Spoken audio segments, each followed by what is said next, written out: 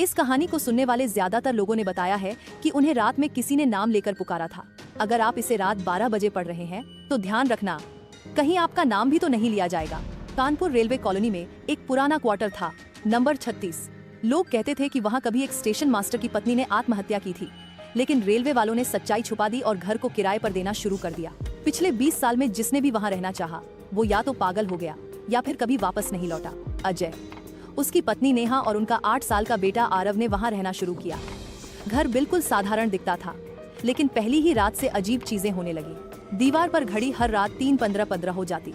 नेहा को रसोई में कोई औरत दिखाई देती जो चुपचाप सब्जी काट रही होती। छोटे आरव ने कई बार कहा, मम्मी, आंटी मुझे खेलने बुला रही हैं। पड़ोसी बूढ़ी औरत ने चुपके से नेहा से कहा, बेटी, इस घर में मत रहो, ये घर औरतों को अपना लेता है। स्टेशन मास्टर की बीवी ने यहीं फांसी लगाई थी। उसकी आत्मा अब हर औरत को अपने जैसा बना देती है। नेहा ने डरकर अजय को बताया, लेकिन अजय हंसते हुए बोला, ये सब बेकार की बातें हैं, हम यहाँ से नहीं जाएंगे। अगली रात नेहा ने सपने में देखा कि कोई औरत उसके कान में फुसफुसा रही है। क्वार्टर नंबर 36 से कोई औरत जिंदा बाहर नहीं जाती। सुबह उठकर नेहा ने आईने में देखा, उसकी गर्दन पर रस्सी के गहरे नीले निशान थे। अजय को गुस्सा आया। उसने घर की सफाई शुरू की और स्टोर रूम खोला। अंदर उसे एक पुरानी लाल साड़ी और टूटा हुआ पायल मिला। जैसे ही उसने हाथ लगाया, पूरा कमरा धुएं से भर गया और औरत की जोरदार चीख सुनाई दी।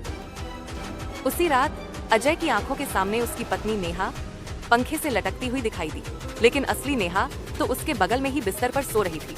बेटा आरव अब अजीब हरकतें करने लगा। वो बार बार कहता, मम्मी, ये वाली मम्मी मेरी असली नहीं है। असली मम्मी रात को मेरे कमरे में आती है और मुझे कहती है, चलो मेरे साथ। नेहा डर कर रोने लगी। अजय समझ नहीं पा रहा था। 12 जून की रात 3:15 बजे घड़ी रुक गई। नेहा अचानक गायब हो गई। अजय और आरव ने पूरे घर में तलाशा, पर कहीं नहीं मिली। तभी रसोई से आवाज आई, आज मैंने तुम्हें पूरा अपना बना लिया। उन्होंने देखा, नेहा लाल साड़ी पहने खड़ी थी, आंखें काली, बाल बिखरे हुए और चेहरे पर रस्सी के गहरे निशान। उसने धीरे से कहा, अब ये घर मेरा है और कोई औरत जिंदा बाहर नहीं जाएगी। पड़ोसी लोगों ने देखा कि क्वार्टर नंबर 36 का दरवाजा खुला है। अंदर न अजय था, न नेहा, न आरव। बस कमरे की दीवार पर खून से लिखा था, 36।